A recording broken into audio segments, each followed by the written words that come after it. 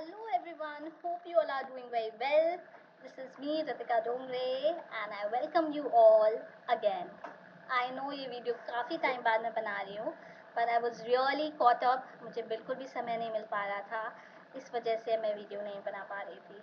खैर, आज का जो वीडियो है उसके लिए मुझे काफ़ी लोगों ने क्वेश्चन पूछा था, क्या मैम आपकी पीएचडी कंप्लीट हो गई है, नहीं हुई है, आपने पीएचडी का क्या किया। मेरी जर्नी जो वीडियो था how I became assistant professor, वो देखने के बाद काफ़ी लोगों ने ये प्रश्न किया मुझसे कि आपका फिर पीएचडी का क्या हुआ जब आप पीएचडी करते करते बीच में आपकी असिस्टेंट प्रोफेसर की ज्वाइनिंग हो गई थी।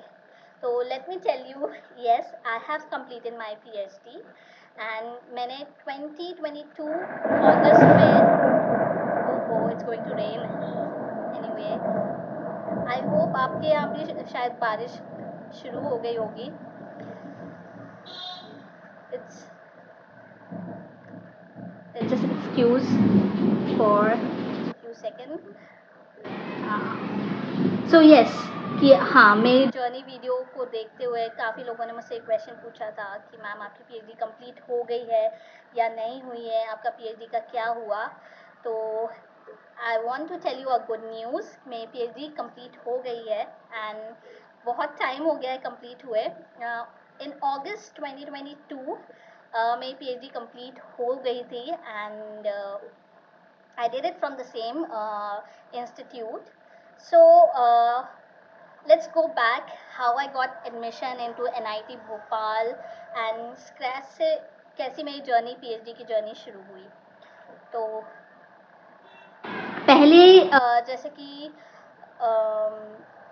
आप सभी को मैंने मेरे जर्नी वीडियो में भी बताया कि आई वॉज वेरी क्लियर कि मुझे है ना अकेडमिक्स में ही आगे जाना है एंड अकेडमिक्स के साथ साथ मतलब मैं इस चीज़ को भी लेकर के बहुत क्लियर थी कि मुझे हायर एजुकेशन में ही टीचिंग करनी है।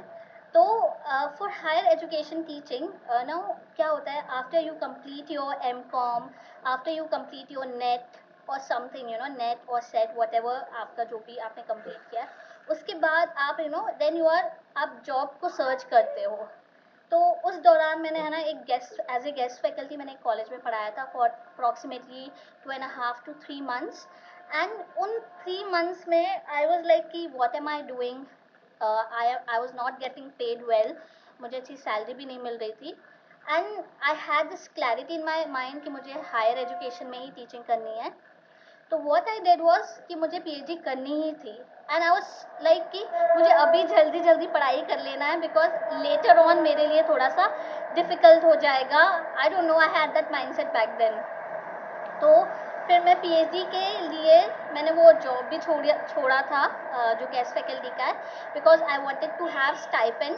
मुझे एक सोर्स ऑफ अर्निंग भी चाहिए थी ड्यूरिंग माय पीएचडी, और उस टाइम पे यूनिवर्सिटीज़ में अगर आपके पास जीआरएफ नहीं है तो आपको स्टाइपेंड नहीं मिलता था। तो आई गेव नेट एग्ज़ाम मैंने फिर से दिया और फिर मैंने जीआरएफ को क्लियर किया। अराउंड जनवरी में मैंने जीआरएफ का एग्ज़ाम दिया था, जनवरी 2017, एंड अप्रैल में उसका रिज़ल्ट आ गया था। जैसे ही मेरा जीआरएफ का रिज़ल्ट आया था then I started applying for PhD and I used उस टाइम पे न्यूज़पेपर में भी आते थे नोटिफिकेशंस आते थे कि इस कॉलेज के इंस्टीट्यूट की ये पोस्ट के लिए ओपनिंग्स हैं या नहीं है। तो that time I was searching for PhD करने के लिए मैं इंस्टीट्यूट्स को देख रही थी। मैंने आईएम्स को देखा, आईएम में उस टाइम पे पीएचडी का कोर्स नहीं था, एफपीएम का कोर्स था and I was little worried कि अगर मैं एफपीएम करूँगी क्या उसकी वैल्यू पीएचडी के इक्वलेंट होगी। तो मैंने उसको ड्रॉप कर दिया कि नहीं, मुझे पीएचडी ही करनी है, I don't want to do FPM. हालांकि एफपीएम का जो स्टाइपेंड था उस टाइम पे काफ़ी ज़्यादा था, अराउंड 40-45 के वो स्टाइपेंड दे रहे थे and it was 2 years course. PhD में मिनिमम 3 years से ज़्यादा, मैक्सिमम 5 to 7 years लग जाते हैं।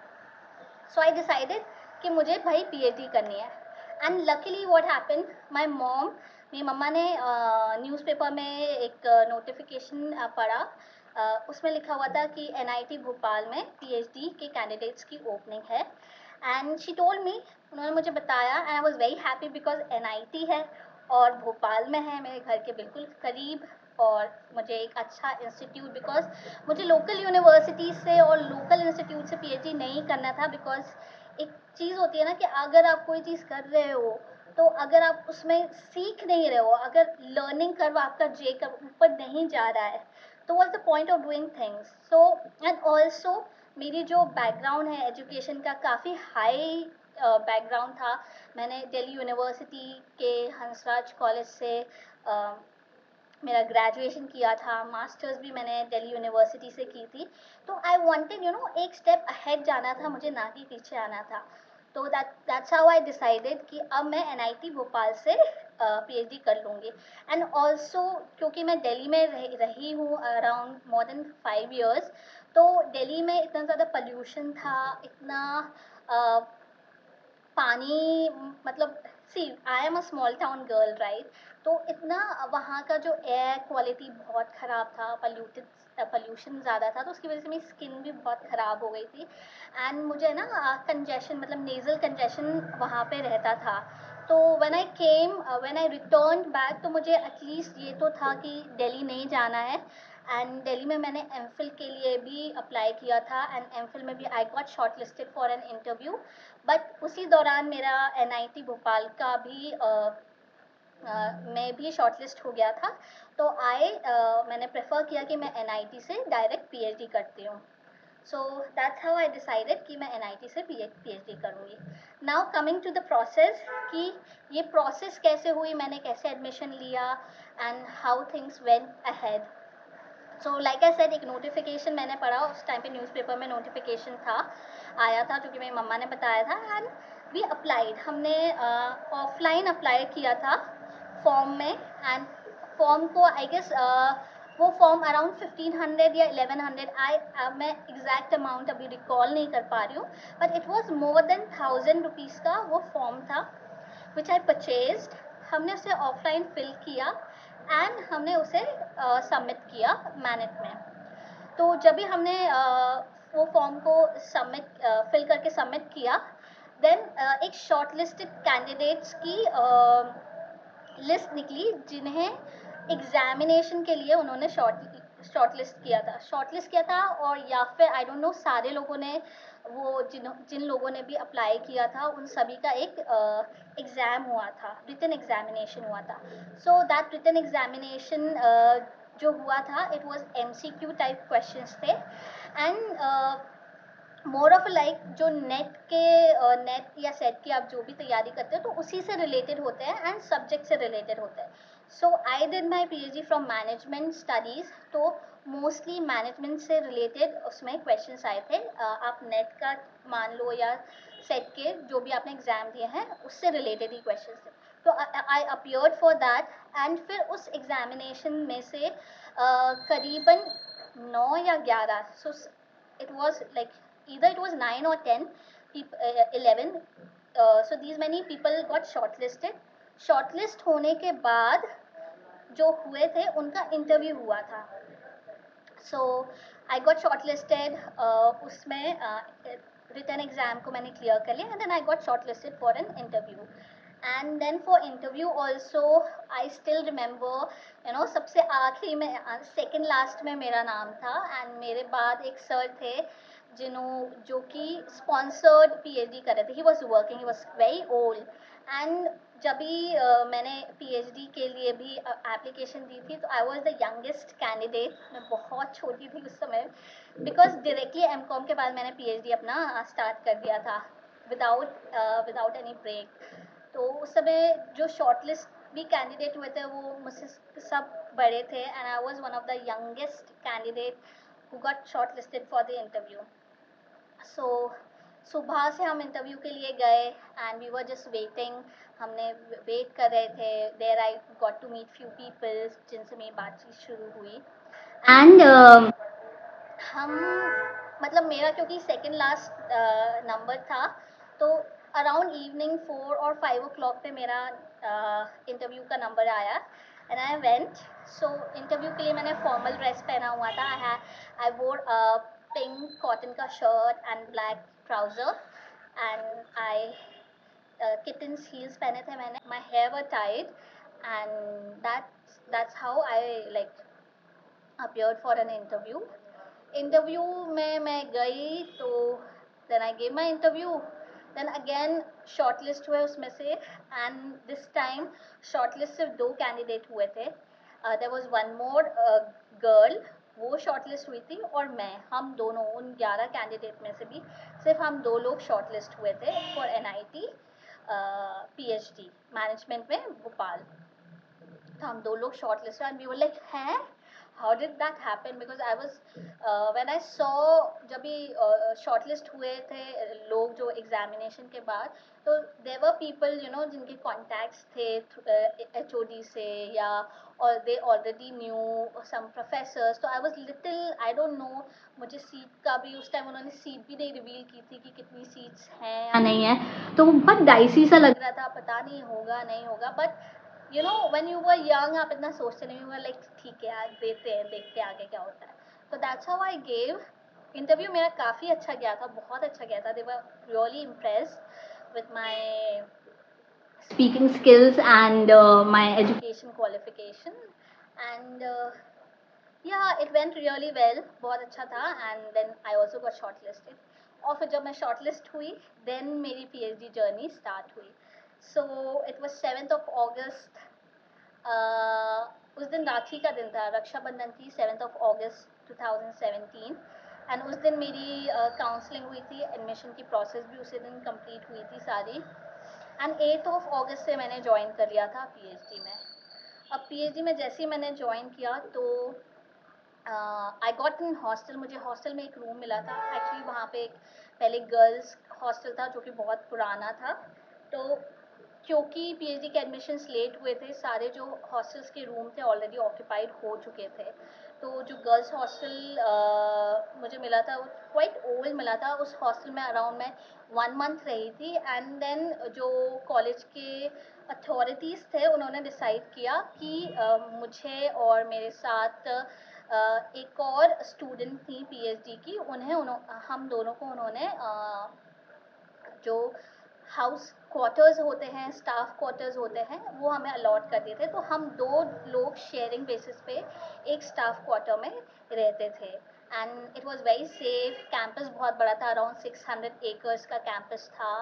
And it was a like अच्छा जर्नी था, because I was very young and I started something, it was a new thing for me. I was enjoying it. It was so open. Campus बहुत open था, इतना बड़ा campus था. It was a really nice starting में. And starting में मुझे JRF के basis पे selection हुआ था. एक और चीज़ कि NIT Bhopal, IITs and IIMs ये अपने स्टाइपेंड खुद देते हैं, भले आपके पास JRF हो या ना हो. बट या इंटरव्यू के टाइम पे अगर आपके पास JRF है, यू हैव क्लियर JRF, तो उनको प्रायोरिटी मिलती ही है. I had JRF, the other candidate didn't have JRF, but वो भी शॉर्टलिस्ट हुई. सो ऐसा नहीं है कि JRF नहीं है तो आप शॉर्टलिस्ट नहीं होंगे. शॉर्टलिस्ट तो हो सकते हैं. उसका ऐसा है कि मतलब यू शुडंट बी डिसहार्टन कि मेरे पास ये नहीं है तो नहीं होगा, या ऐसा हो रहा है, या करप्शन हो रहा है तो मेरा नहीं होगा. See I didn't know anybody there, but still मेरा वहाँ पे सिलेक्शन हुआ. The other candidate who got selected, even she did know anybody there, उसका भी सिलेक्शन हुआ. तो I would always suggest people कि please don't be disheartened with fact that networking से हो रहा है, ये हो रहा है, वो हो रहा है. Just give your 100%. जो होगा अच्छा होगा. एंड देन उसके बाद एडमिशन के बाद, सिंस मेरा JRF से था तो मेरी स्टाइपेंड जो है UGC से आनी थी. तो अराउंड 6 मंथ, स्टार्टिंग के 6 मंथ मेरी स्टाइपेंड नहीं आई थी, बिकॉज मैनेट की अपनी खुद की स्टाइपेंड होती थी. MHRD से उन्हें स्टाइपेंड मिलता था एंड मेरा स्टाइपेंड UGC से आना था. एंड उस टाइम पे JRF का और कोई भी कैंडिडेट नहीं था. तो स्टाइपेंड की प्रोसेस ही स्टाफ को नहीं पता थी, वहाँ के अकाउंटेंट्स को स्टाइपेंड की प्रोसेस नहीं पता थी. तो for that I went to the work, मतलब I contacted UGC people. And ये मैंने प्रोएक्टिवली ये सारी चीज़ें की थी, क्योंकि मुझे पता था I am the only candidate. तो हाउ विल, मतलब I need to get stipend. तो फर्स्ट 6 मंथ तो मुझे स्टाइपेंड मिला नहीं था. And for that I have like इधर उधर भागी हूँ. लिटरली मैंने बहुत मेहनत की है उस चीज़ के लिए. So that was the struggling phase again. जैसे स्टाइपेंड के लिए फिर हाँ, there was one professor I consulted him. उनकी वाइफ को कभी किसी ज़माने में जेआरएफ मिला था एनआईटी से, तो उन्होंने मुझे प्रोसेस बताया। Then he gave me few numbers UGC से कांटेक्ट करने के लिए। Then I contacted them. There was one Francis sir जो कि यूजीसी की स्टाइपेंड के प्रोसेस की वर्कशॉप देते थे। तो I spoke to him and I told him. Then I spoke to the accountant. मैंने उन्हें बोला कि प्लीज़ आप जाके मेरा स्टाइपेंड का process. Then they were like reluctant because Delhi जाना एंड आने में खर्चा बहुत ज़्यादा था। दे वर लाइक गिव मी इतना इतना पैसा, दिल गो। आई वाज लाइक ठीक है, I don't know. Then I spoke to Francis sir. उन्होंने मुझे कहा कि तुम आ जाओ, just seek permission from your college. अगर वो अलाउ करते हैं तो तुम आ जाओ and understand the process and then go back and उनको बता देना कैसे कैसे होगा। So I seek permission from the college. मुझे परमिशन मिल गया था। Then I went to Delhi. मैंने वो वर्कशॉप अटेंड की। आई अंडरस्टूड कि वो प्रोसेस कैसे होगा। वो सारी चीज़ें करने के बाद आई केम बैक टू भोपाल। और फिर वहाँ पे मैंने जो वहाँ के अकाउंटेंट्स थे उन्हें वो प्रोसेस को समझाया कि ऐसे ऐसे होगा। एंड दैट्स हाउ माई फिर हमने एप्लीकेशन डाली उस पोर्टल पे एंड नेक्स्ट मंथ से मेरा फिर स्टाइपेंड आना शुरू हो गया था।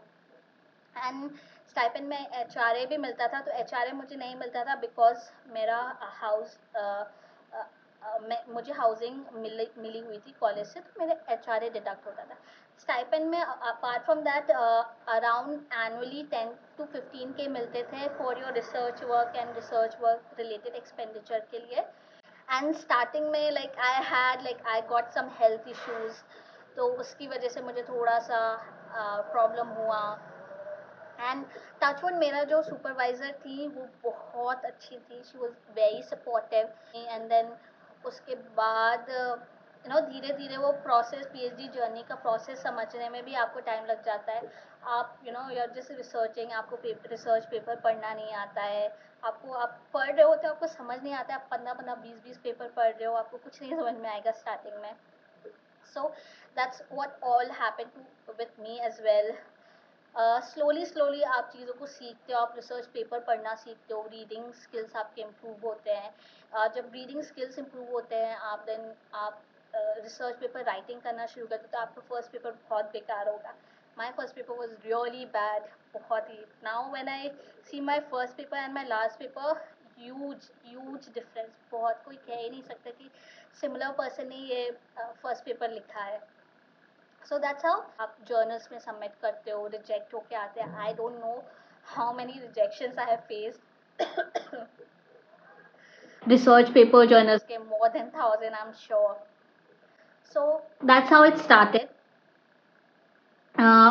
जैसे स्टार्ट होती है पीएचडी जर्नी, तो उससे पहले आपका कोर्स वर्क होता है। तो we both of us completed our course work in 3 months।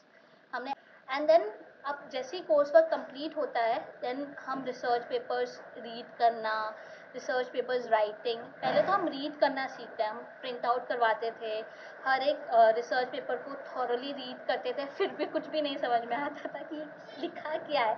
Because आप वो जो टेक्निकल लैंग्वेज है, आप उससे फेमिलियर नहीं हो, इसलिए कोर्स वर्क इम्पॉर्टेंट होता है। कोर्स वर्क में आपको प्रॉपर एक रिसर्च मेथडोलॉजी का सब्जेक्ट को पढ़ाया जाता है, जो कि हमने मास्टर्स में भी पढ़ा था। बट रियल एप्लीकेशन जो रिसर्च वर्क में होती है, that is totally different from what you read in your text books. तो जब भी आप रिसर्च पेपर पढ़ते हो ना, तभी आप रिसर्च मेथडोलॉजी को धीरे धीरे समझना स्टार्ट करते हो, उसके एप्लीकेशंस को समझना स्टार्ट करते हो, रिसर्च पेपर राइटिंग को स्टार्ट करते हो, किस तरीके से लेआउट किया जाता है रिसर्च पेपर राइटिंग, आप उसको समझना स्टार्ट करते हो। But takes a lot of time. And also फिर इन 2 years तो आपको ये समझने में ही मुश्किल हो जाती है कि यार मैं किस टॉपिक पे रिसर्च मतलब आप जिस टॉपिक अपने माइंड में जिस टॉपिक के साथ पीएचडी में एंटर होते हो, आप उस टॉपिक के साथ एग्जिट नहीं लोगे। That is for sure. उस चीज़ की तो आप मेरे से गारंटी ले लो। बस सेइंग कि आप जिस रिसर्च टॉपिक के साथ पीएचडी में एंटर करते हो, फिर आप इतना सारे उससे रिलेटेड आप रिसर्च पेपर्स पढ़ते हो, गैप फाइंड करते हो, बहुत सारी चीज़ों में इन्वॉल्व होते हो, तो आपका जो रिसर्च टॉपिक है ना, इधर उधर ऐसे घूमते फिरते फिर वो एक पॉइंट पे आता है जब आप एक्चुअली में रिसर्च क्वेश्चन और रिसर्च गैप को फॉर्मुलेट करते हो, and then you get your topic कि अभी किस पे काम करना है। तो आपको 2-2.5 साल तो इसी चीज़ में लग जाता है। At least I am not sure about you guys, but मेरे साथ तो यही हुआ, मुझे 2-2.5 साल ये क्लैरिटी लाने में ही लग गया कि अंटिल मेरी आरडीसी हुई थी 2 साल के बाद में, कोर्स वर्क के 2 साल के बाद में आरडीसी हुई। तो आरडीसी के पहले मंथ तक आई वाज लाइक डिसाइडिंग कि टॉपिक में मुझे क्या इंक्लूड करना है क्या नहीं करना है। सो that's how it went. RDC मेरी फाइनलाइज हुई।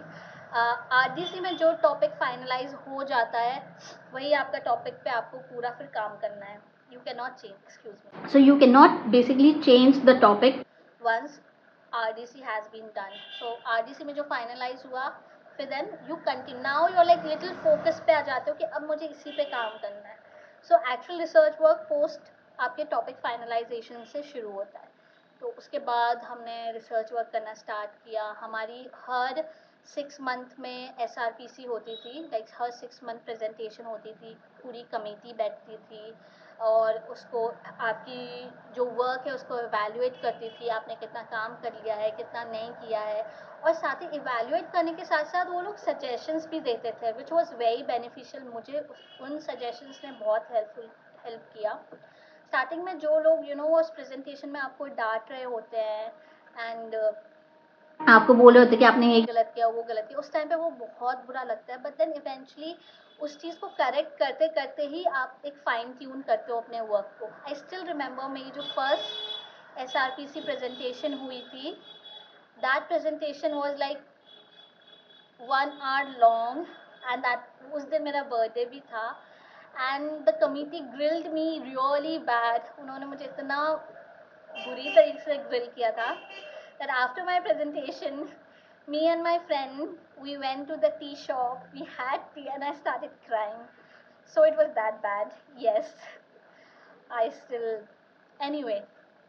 So आपके बुरे प्रेजेंटेशंस भी होंगे, अच्छे प्रेजेंटेशंस भी होंगे, बट देन इवेंचुअली ये सारी चीज़ें आपको हेल्प करती हैं आगे आपके काम को और सही करने में। दैट्स हाउ धीरे धीरे मेरे काम और साफ फाइन ट्यून होने लगा। एंड देन अभी द मेजर प्रॉब्लम ये थी, अभी तक मेरा सब कुछ सही चल रहा था, राइट। अभी मेरी आरडीसी हुई, आरडीसी के कंप्लीशन के कुछ टाइम बाद ही मेरी ज्वाइनिंग हो गई थी असिस्टेंट प्रोफेसर के पोजीशन पे थ्रू पीएससी। तो now this is also a golden opportunity. And also मैंने मेरी रेसिडेंसी पीरियड को कंप्लीट कर लिया था, तो I was allowed, I had NOC from the MANET कि मैं PhD कर सकती हूँ। दे provided me NOC and I joined assistant professor का पोस्ट को। Now here the I had a culture shock, पूरा हर चीज़ डिफरेंट है, भी मुझे यहाँ पे भी अडेप्ट करना है। नाउ मुझे PhD का काम भी करना है, एंड PhD का काम तो मेरा ऑलमोस्ट सही चल रहा था। The most tedious task was to publish research papers. तो जब भी मैंने एडमिशन लिया था, आई हैड नो आइडिया कि PhD में क्या होता है कैसे होता है। आई थॉट कि रिसर्च वर्क ही होता है ना, पब्लिकेशन से रिलेटेड मुझे कोई नॉलेज नहीं था।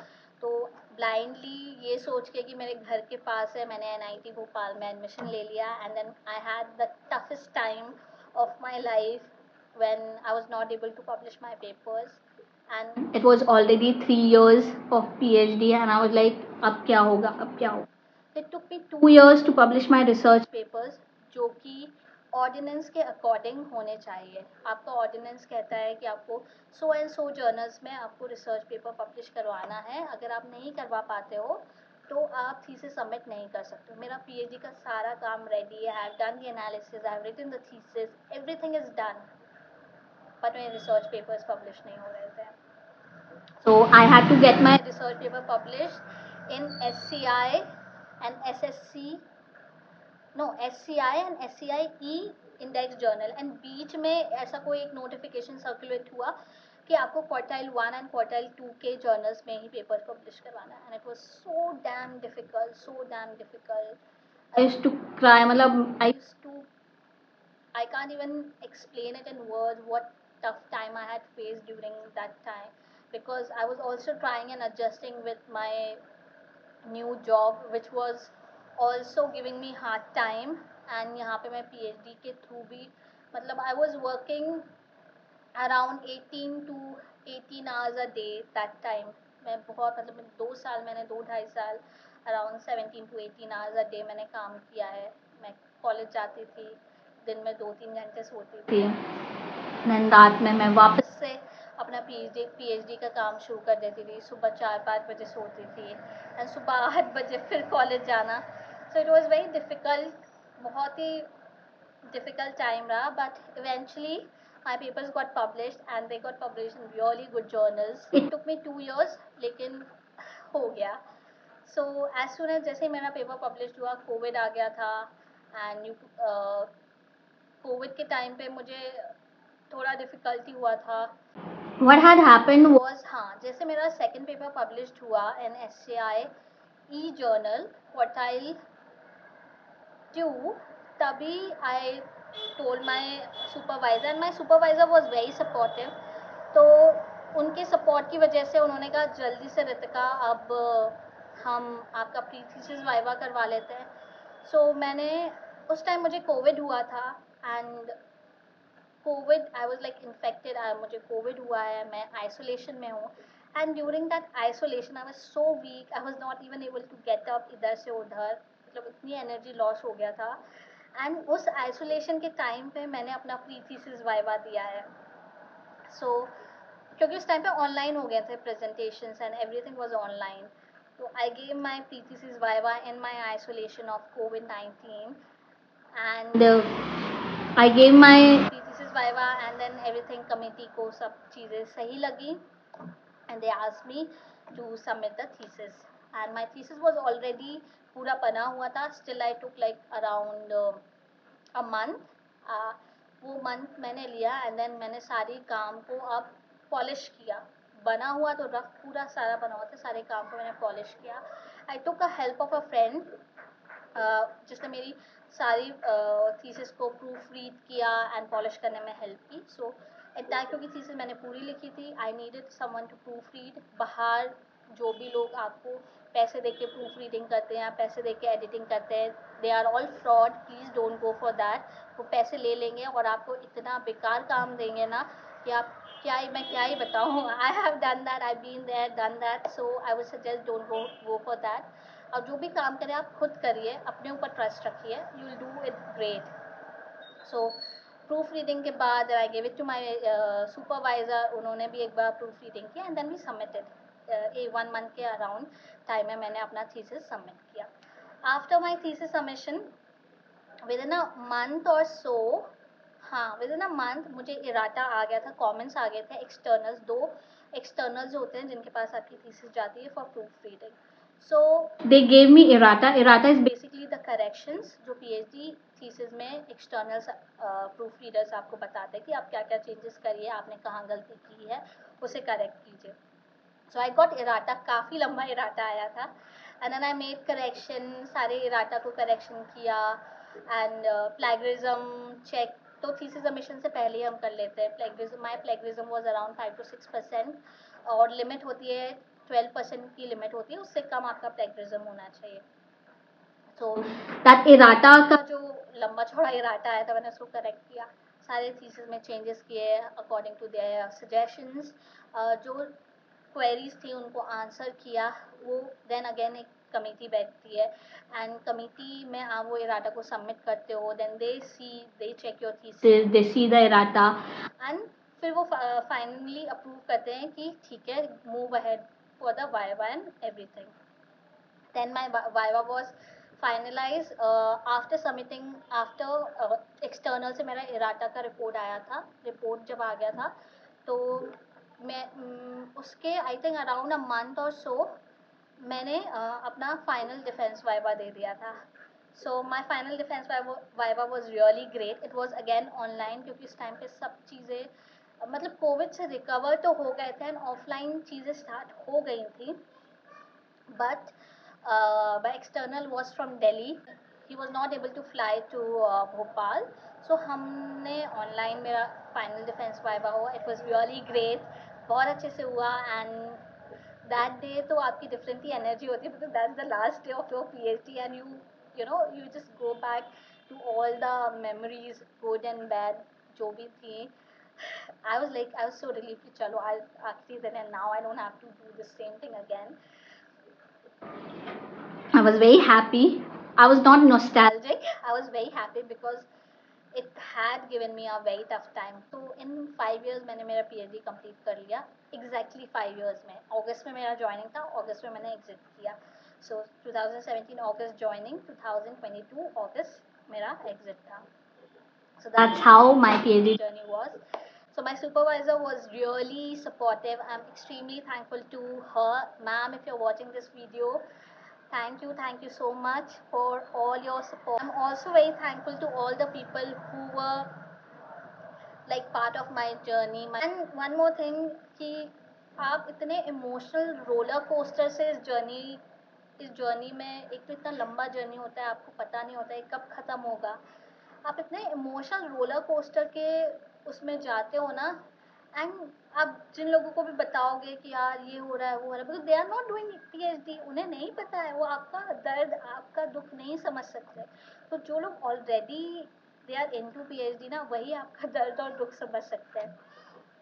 तो अगर आप पीएचडी कर रहे हैं तो प्लीज़ आपके जो फ्रेंड्स हैं, फ्रेंड सर्कल है, पीएचडी फ्रेंड सर्कल है, आप उनको शेयर कीजिए, उनके साथ बात कीजिए. आई स्टिल रिमेंबर मैं और मेरी फ्रेंड, हम चाय कभी कभी हम मोस्टली, कभी कभी नहीं, हर दिन में हम अराउंड 1 आवर तो चाय का नेस्कैफे की साइड में हम बैठ के चाय पीते थे. And we used to cry. She used to cry about her stuff, her research stuff, her guide. I used to cry about my own thing, my own research work. हम दोनों ही अलग अलग सुपरवाइजर के अंडर थे. So that's how there will be good times, there will be bad times, there will be time when you will think कि मैं ये क्यों कर रही हूँ, why am I doing this. There will be a time when you will think कि मैं quit कर देती हूँ. I have gone through all that and for me things were like थोड़ा और ज़्यादा टफ हो गया था, because I was also working as a full time professor and I was doing my PhD. And मेरी दोनों जो जॉब लोकेशन अलग जगह थी, मेरी पीएचडी का जो इंस्टीट्यूट था वो अलग जगह था. So and also the norms were very tough. Norms बहुत ज़्यादा डिफ़िकल्ट थे, तो चीज़ें बहुत ज़्यादा टफ हो गई थी, विच शायद मैं उनको वर्ड्स में भी एक्सप्लेन नहीं कर सकती हूँ. So, however, my PhD ended. I am very happy. I will never do it again. I am not going to do postdoc, and I don't even suggest people to straightforward go for PhD. I always tell them कि please आप academics में पहले जाओ, 2-3 साल काम करो. अगर आपको लगता है कि आप हायर एजुकेशन में काम करना चाह रहे हो, आपको टीचिंग पसंद आ रही है, तो ही आप PhD करो. So this was all my PhD journey and I hope आपको ये वीडियो अच्छा लगा हो and I hope you have got little knowledge about कि पीएचडी की लाइफ कैसी होती है. So this was it and lots of love and best wishes to all my viewers. Next video में हम जल्दी मिलते हैं. Bye bye.